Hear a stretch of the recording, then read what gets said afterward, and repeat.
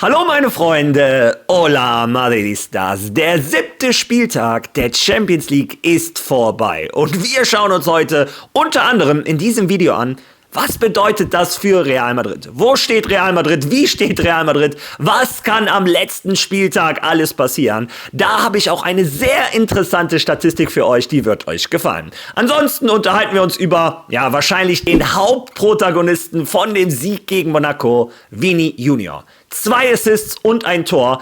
Das 3. Assist, das zählt nicht, weil es ein Eigentor war, aber ich persönlich zähle es ihm auch zu. Ja, und Vini Junior stand zum ersten Mal wieder vor einer Kamera und hat die 3 Fragen beantwortet, die uns Madridistas am meisten interessieren. Was sagt er zu den Buhrufen der Fans? Was hatte er mit der Entlassung von Xabi Alonso zu tun? Und wie sieht seine Vertragsverlängerung aus? Also da hat er aus erster Hand selber mal endlich auf all diese Fragen geantwortet. Danach gehen wir etwas mehr in die Tiefe. Wie geht's mit der Vertragssituation? Wir haben die Stimmen, die Meinung von Real Madrid. Wir haben die Meinung von Rock Nation. Das ist sein Management. Also das schauen wir uns heute an. Ich bringe euch auf den letzten Stand. Und zu guter Letzt, wir schweben alle noch auf Wolke 7 nach dem tollen Sieg gegen Monaco. Aber es gibt einen stummen, stillen Helden und über den wird nicht genug geredet. Raúl Asensio musste zur Halbzeit verletzungsbedingt ausgewechselt werden. Und was dabei ans Tageslicht gekommen ist, hat mich ganz ehrlicherweise geschockt. Ja, was da los ist, was das mit den Transferplänen von Real Madrid macht, etc. All das in diesem Video. Viel Spaß dabei.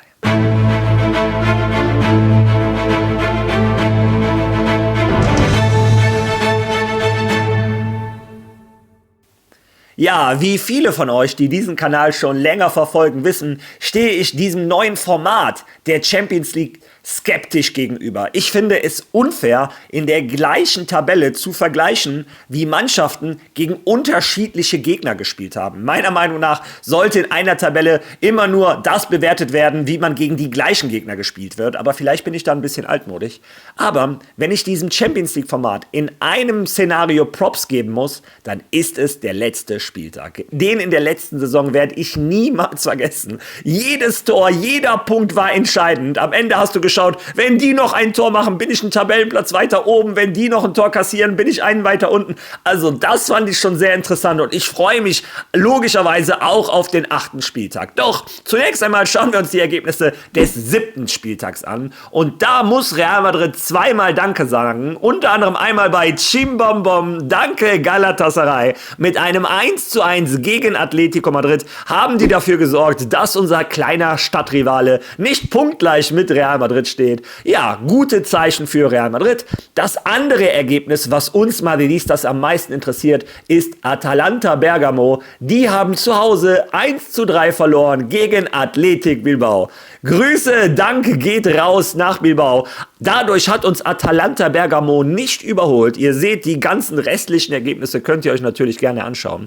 Aber uns interessiert jetzt, was bedeutet das in der Tabelle für Real Madrid? Ihr seht, wir stehen mit 15 Punkten und einem Torverhältnis von +11 auf dem 3. Tabellenplatz. Torverhältnis ist nirgendwo so wichtig wie in der Champions League. Wie gesagt, der letzte Spieltag kann absolut verrückt werden und diese +11 können oder sollten Real Madrid sehr gut tun. Ja, was bedeutet dieser Tabellenplatz? Machen wir es mal ganz einfach. Wenn wir am letzten Spieltag gegen Benfica Lissabon gewinnen, sind wir mindestens in den Top 3. Also wenn wir gewinnen, glaube ich nicht, dass Liverpool auf einmal 7-8-0 Torverhältnis holt. Also dann stehen wir auf dem 3. Tabellenplatz. Sollten die Bayern patzen, könnten wir sogar auf den 2. Tabellenplatz steigen. Es ist so wichtig wie noch nie, weit oben in der Tabelle zu stehen. Ich habe es euch schon erklärt. Das entscheidet am Ende, ob du in den K.O.-Spielen Heimrecht hast oder nicht. Also Daumen drücken, dass wir gewinnen. Sollten wir unentschieden spielen, das 2. Szenario, wir spielen übrigens gegen José Mourinhos Benfica Lissabon in Lissabon auswärts, also das ist ein kleiner Fakt, der interessant sein könnte. Sollten wir unentschieden spielen, sind wir realistisch gesehen immer noch unter den Top 8. Die Mannschaften, die uns vom Torverhältnis da am ehesten einholen könnten, wären Paris und Newcastle und die spielen am letzten Spieltag gegeneinander, also von denen kann uns auch nur eine überholen. Sollte also alles normal passieren, ich meine, wenn ausgerechnet am letzten Spieltag jetzt 7, 8 Mannschaften 6-7-0 gewinnen, Ja, halte ich für sehr, sehr unrealistisch. Also selbst bei einem Unentschieden sollte Real Madrid in die Top 8 kommen. Sollte Madrid das letzte Spiel in Lissabon verlieren, kann aber alles passieren. Bis runter zum 15. Tabellenplatz könnten wir von den Punkten eingeholt werden. Ich meine, vom Torverhältnis stehen wir immer noch gut da, aber es gibt auch genügend Mannschaften mit 13 Punkten, 14 Punkten, die direkt an uns vorbeiziehen könnten. Also der letzte Spieltag sau wichtig für Real Madrid. Unser Ziel sollte logischerweise ein Sieg sein, um unter die Top 3, eventuell Top 2 zu kommen. Dazu hat Goalytics eine Statistik aufgebracht. Ich zeige euch die, ich blende die euch ein. Ich lasse die auch jetzt ein bisschen länger drin, damit ihr auch nach anderen Vereinen suchen könnt oder macht euch einen Screenshot. Ich finde das immer sehr interessant. Und wie ihr seht, bei Real Madrid steht, dass wir zu 89,5% unter den Top 8 landen. Also 89,5%. Ich habe schon mal schlimmere Statistiken gesehen, aber diese Statistiken sagen im Endeffekt nichts aus. Die Wahrheit liegt am Ende auf dem Platz. Real Madrid, formulieren wir es so, hat gute Chancen, in die Top 8 zu kommen. Bin ich gespannt, wie ihr das seht und was ihr von solchen Statistiken haltet, ob ihr die genauso feiert wie ich. Ja, doch bevor wir uns um die Champions League kümmern, haben wir erstmal andere Hausaufgaben vor der Brust, denn am Samstag übermorgen das absolute Spitzenspiel auswärts bei Villarreal. Darauf bereiten sich unsere Jungs heute wieder vor. Heute ist Trainingsbeginn wieder bei Real Madrid. Gestern hatten sie zum ersten Mal frei, seit Álvaro Arbeloa Trainer von Real Madrid ist. Nach dem Pokal aus haben sie kein Frei bekommen. Also unter Álvaro Arbeloa hat sich das ein bisschen geändert. Bei Xabi Alonso hatte man nach den Spielen oftmals einen Tag frei. Das ist bei Arbeloa anders. Gestern ihren ersten freien Tag, den haben die sich gegen Monaco meines Erachtens nach auch verdient. Heute geht es aber wieder auf den Trainingsplatz und dann können wir auch schauen, wie sieht es eigentlich aus mit Raúl Asensio? Denn Hiobs Botschaft gestern aus Spanien, der spielt seit Anfang der Saison mit einem Haarriss im Schienbein. Wisst ihr, was das für Schmerzen sein müssen? Und damit erfahren wir auch gleichzeitig, dass nicht nur ein Antonio Rüdiger sich seit Monaten fit spritzen lässt, Schmerztabletten nimmt etc., sondern auch ein Raúl Asensio. Und warum? Weil Real Madrid kein Geld in die Hand nehmen möchte für Innenverteidiger. Wenn du unter den Voraussetzungen dir nochmal durch den Kopf gehen lässt, dass wir nicht einen Marc Guehi geholt haben für 22 Millionen Euro, obwohl unsere Innenverteidiger auf dem Zahnfleisch gehen und ihre Karrieren riskieren. Das ist fahrlässig, das ist grob fahrlässig. Real Madrid muss dringend auf dem Wintertransfermarkt einen Innenverteidiger holen. Unsere derzeitige Lösung ist ein Dean Housen, der selber gesagt hat, er war noch nie verletzt, aber seltsamerweise, sobald ein Verteidiger nach Madrid kommt, der noch nie verletzt war, ja, Verletzung reiht sich aneinander an. Trent Alexander-Arnold kann auch ein Lied davon singen. Aber wie dem auch sei, wir haben einen Dean Housen, der dauerverletzt ist. Wir haben einen Raúl Asensio mit einem Haarriss im Schienbein, der unter starken Schmerzen spielt. Wir haben einen Antonio Rüdiger, keine Ahnung, wann der wiederkommt, aber der hat so lange unter Schmerzen gespielt, bis irgendwann der Körper gesagt hat, bis hierhin und nicht weiter. Und wir haben einen Eder Militao, der sich alle 13 Monate das Kreuzband reißt. Also das kann nicht die sportliche Planung von einem Real Madrid sein. Ja, wenn ihr übrigens wissen wollt, woher diese Information kommt, unter anderem von Ramón Álvarez Demón, hören wir da zusammen einmal rein. Nun, die Nachricht ist, dass Asensio hofft, die nächsten Spiele für Real Madrid bestreiten zu können, obwohl er seit Saisonbeginn mit einem Haarriss im Schienbein spielt. Ein Haarriss im Schienbein, der ihm große Schmerzen bereitet. Aber aufgrund von Asensios Schmerzgrenze kann er unter großen Anstrengungen spielen, auch angesichts der schwierigen Lage der Mannschaft. Allerdings denke ich, dass dies Real Madrid dazu bringen sollte, im Januar-Transferfenster einen neuen Innenverteidiger zu verpflichten. Es ist nicht tragbar, eine ganze Saison mit mehreren Innenverteidigern zu bestreiten, die nun ja enorme Anstrengungen unternehmen, ihren Körper überfordern und so die Wettbewerbsfähigkeit des Teams schwächen und die Karrieren einiger Spieler gefährden, die eigentlich sehr vielversprechend sind. Ja, Ihr habt es gehört, der hat die gleiche Meinung wie ich. Madrid muss dringend auf dem Wintertransfermarkt aktiv werden. Mit Marc Guéhi hatten wir eine klare Chance, aber inzwischen höre ich ja nicht mal mehr Gerüchte. Ein Konaté ist ja anscheinend raus, ein Upamecano steht kurz vor der Verlängerung bei den Bayern. Schlotterbeck, der wird bis zum Ende der Saison bei Dortmund spielen. Bin ich gespannt, welche Lösung ihr wählen würdet. Lasst mir bitte eure Lösung unten in der Kommentarbox, denn ganz ehrlich, mein Latein ist langsam am Ende und ich habe keinerlei Verständnis, dass wir uns so eine Chance wie die von Marc Guéhi haben durch die Finger gleiten lassen. Und ich sage nicht, dass der Typ der beste Innenverteidiger der Welt ist, aber das ist ein Elite-Innenverteidiger, englischer Nationalspieler, spielt seit Jahren auf einem hohen Niveau, Kapitän von Crystal Palace. Du musst also auch einen bestimmten Charakter haben, um Kapitän einer Premier League-Mannschaft zu werden. Ja, und wir haben uns lieber dafür entschieden, dass wir lieber Asensio und Rüdiger noch eine Spritze geben. Also es gibt immer mehr Sachen im Verein, die mich ein bisschen ärgern. Bin ich gespannt, wie Mihic das in den Griff kriegen wird. Kleine Nebeninformation habt ihr ja gehört. Raúl Asensio wird alles tun, um gegen Villarreal zu helfen, wegen der Innenverteidigersituation, die wir haben. Peinlich. Übrigens, ein Aurélien Tchouaméni kann nicht in die Innenverteidigung gehen, denn der ist gelb gesperrt und wird auch gegen Villarreal fehlen. Also die schnelle Lösung, Tchouaméni nach hinten, das wird auch nicht funktionieren, ausgerechnet in diesem Spitzenspiel. Ja, kommen wir jetzt zum letzten Thema in diesem Video. Und da unterhalten wir uns über jemanden, der am liebsten gegen Villarreal die gleiche Leistung abrufen soll wie gegen Monaco. Vini Junior, Spieler des Spiels. 3 Assists, auch wenn einer nicht zählt bei dem Eigentor. Ich zähle den. Und ein wunderschönes Tor, das sich übrigens ein Arda Güler vom Boden angeschaut hat. Also ich habe gestern ein lustiges Video gesehen. Aber wie dem auch sei, der macht den natürlich danach oben in den Winkel. Tolles Tor des Brasilianers. Und nach dem Spiel ist er vor die Kameras getreten. Und ich habe euch gesagt, die Dame, die hat ihn alles gefragt. Unter anderem natürlich, was sagt er zu den Pfiffen? Was hatte er zu tun mit der Entlassung von Xabi Alonso? Und wie sieht seine Vertragssituation aus? Hören wir uns mal unseren Brasilianer an. Wie hast du die Pfiffe im letzten Spiel aufgenommen? Hat dich das heute motiviert, Vini? Wolltest du den Leuten eine Antwort geben? Ich will niemandem antworten. Ich kenne mein Potenzial. Ich weiß, wie weit ich kommen kann.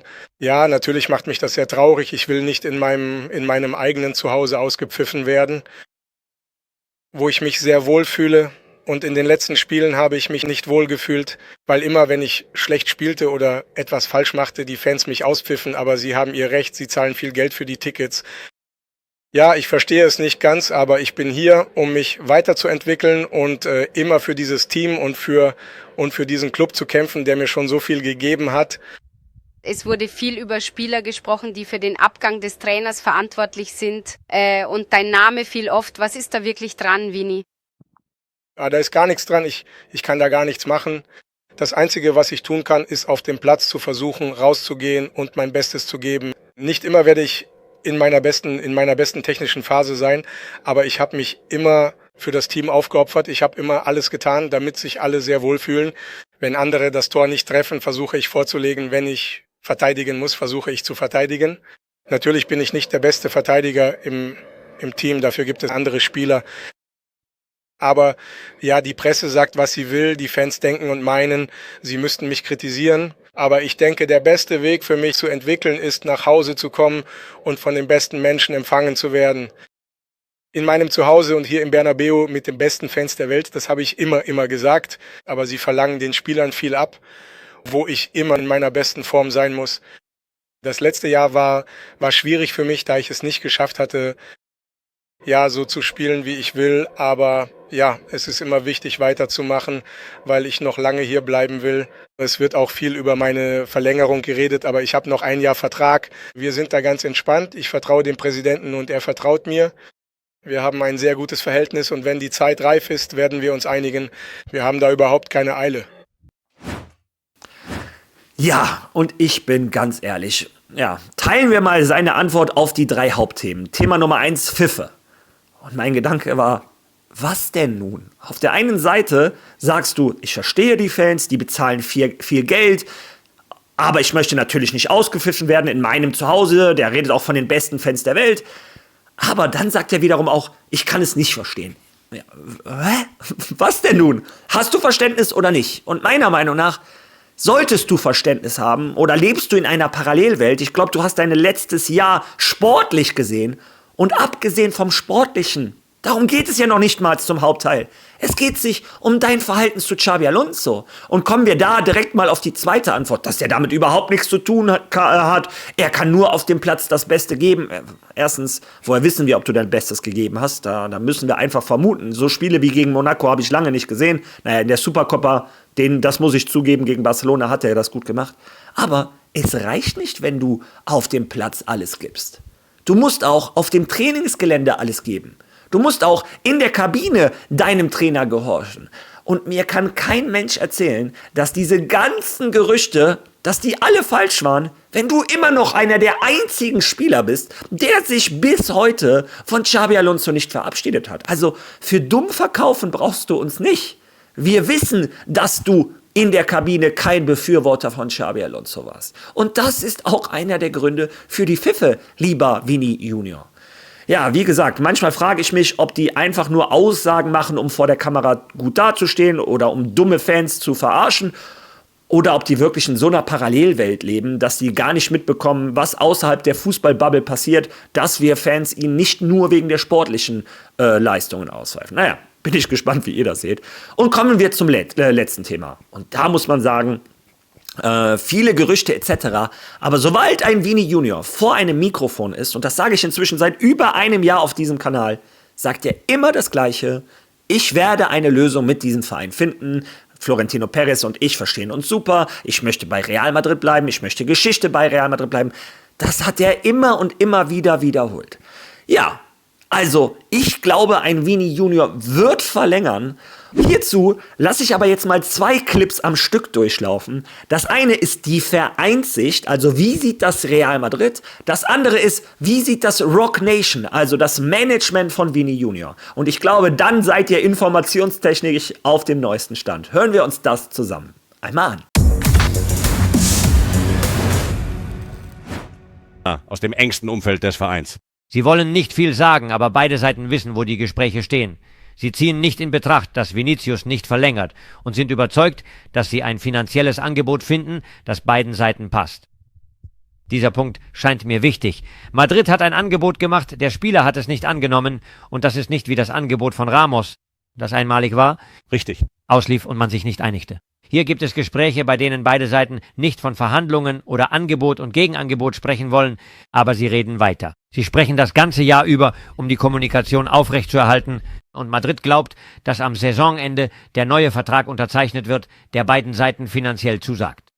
Madrid ist als Verein überzeugt, dass es sportlich und wirtschaftlich das Beste ist, mit Vinicius zu verlängern. Was hört man aus dem Umfeld von Vinicius, aus der engsten Sicht des brasilianischen Fußballers, nach dem, was gegen Levante und gestern in der Champions League passiert ist? Gestern hörten wir, dass ihm die Pfiffe ziemlich zugesetzt haben. Kein Spieler fühlt sich wohl oder mag es, wenn er im eigenen Stadion von den eigenen Fans ausgepfiffen wird. Und deshalb haben wir gestern zum Beispiel gesehen, dass er das Tor nicht gefeiert hat. Er ist verärgert, er ist gekränkt. Aber was den Rest angeht, kommen wir zum Kern der Sache. Es bleibt alles beim Alten und ich befürchte, das wird sich noch hinziehen. Wenn ich den Rest sage, meine ich das Thema der Vertragsverlängerung. Sein Berater war hier bei ihm, aber nicht um mit irgendwem über irgendetwas zu verhandeln, da es nach dem Abgang von Xabi Alonso weder ein Angebot noch eine Annäherung gibt, wie man mir sagt. Wir haben ja schon berichtet, dass das Verhältnis nicht das Beste war und ein Treffen mit dem Verein ist in nächster Zeit auch nicht geplant. Es stimmt, dass ihm Arbeloas Worte gefallen, die Rolle, die er ihm gibt, das Gefühl, wichtig zu sein, aber was seine Zukunft angeht, Angebote von anderen Vereinen aus Arabien oder gar der Wunsch zu gehen, absolut gar nichts. Das heißt, er will weder gehen, noch hat er ein konkretes Angebot vorliegen. Das heißt, er hat das Angebot zur Verlängerung, das Angebot von Real Madrid, von dem du bereits berichtet hast, Ja. aber das ihn nicht zufriedenstellt. Im Moment gibt es also weder eine Annäherung noch ein verbessertes Angebot, das er annehmen würde. Man kann also sagen, dass ihn weder die Pfiffe negativ noch der Applaus von gestern positiv beeinflusst haben, was eine Entscheidung bezüglich der Verlängerung angeht. Nein, weder im Guten noch im Schlechten. Es bleibt alles beim Alten. Er wartet weiterhin darauf, dass Real Madrid ihm ein viel höheres Angebot macht als bisher. Eines, das ihn zufriedenstellt und näher an die 30 Millionen Euro herankommt, die er gerne verdienen würde.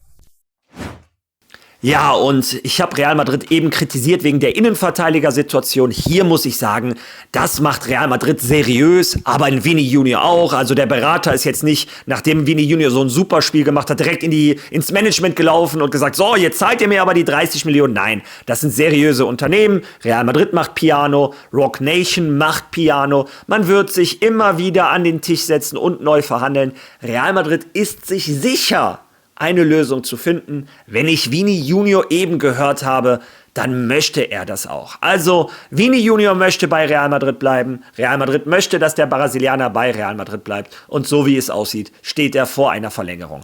Ein kleiner Nebensatz, den ich nochmal sagen möchte, auch wenn dieses Video aus den Nähten platzt, ich weiß es inzwischen. Es wird gesagt, der möchte so viel verdienen wie ein Cristiano Ronaldo.